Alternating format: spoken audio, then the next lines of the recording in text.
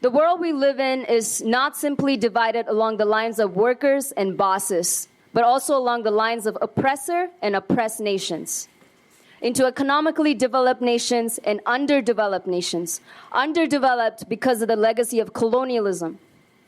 The orientation of the developed West towards the underdeveloped nations that are struggling to achieve economic development in a world dominated by capitalist economic relations is still very much the same.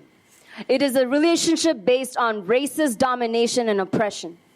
The PSL unconditionally stands with oppressed nations fighting against imperialism and for independence. Sometimes, U.S. foreign policy can seem hard to understand, because corporate news always tells us that crises in other countries are caused by ethnic conflict or cultural conflict or as an age-old conflict with its roots nowhere to be found. But we can understand it. U.S. foreign policy can be understood if we know that it is being organized and driven by the rich in the interests of the rich, who ruthlessly pursue their interests.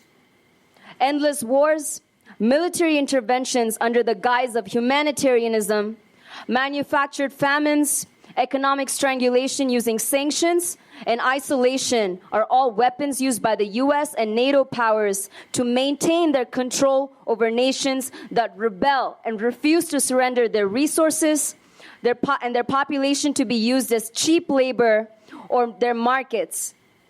For the nations oppressed by imperialism, economic hardship and strained democratic structures are not features inherent to an inability to uplift their own conditions, but they're rather a consequence of imperialism, which forces these nations to allocate their already limited resources disproportionately towards the military, when they would rather use that money towards the betterment of their societies. That's how we can explain U.S. foreign policy, or what the PSL calls U.S. imperialism. Imperialism drives oppressed nations that fight back up against the wall and into a constant state of defense against attack. At home, the corporate media and politicians that serve the U.S. ruling class fuel racist lies and misinformation about these countries to pit exploited workers here against oppressed people abroad.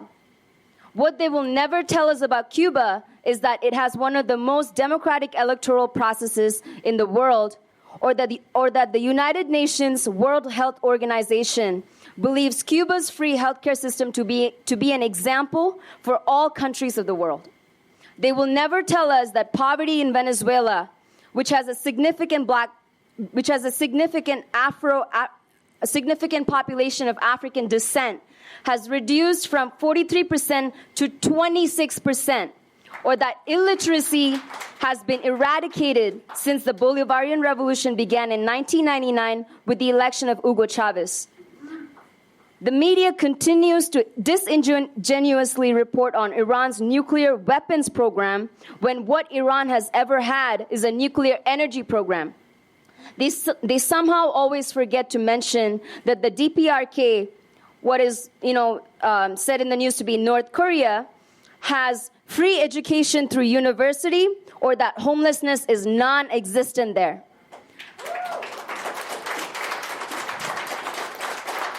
All of these countries are fighting for economic independence and are paying a price for upholding political independence. All people are exploited as workers, but not all are only exploited as workers. There are groups of people who are oppressed on the basis of their nationality. We see every day the many ways in which people of oppressed nationalities are dehumanized by the media and the ruling class here in the US. Natives, Black people, Latinos, Asians, and others are the primary targets of state-sponsored violence in this country. The racist U.S. foreign policies are only complementary to the racist immigration and law enforcement policies here at home. Oppressed people across the world are linked through our united struggle against world enemy number one, which is U.S. imperialism. We know that the corporate media lies. We know that when we turn on the news, we hear lies. So what is the truth? We have three speakers here today to tell us that truth.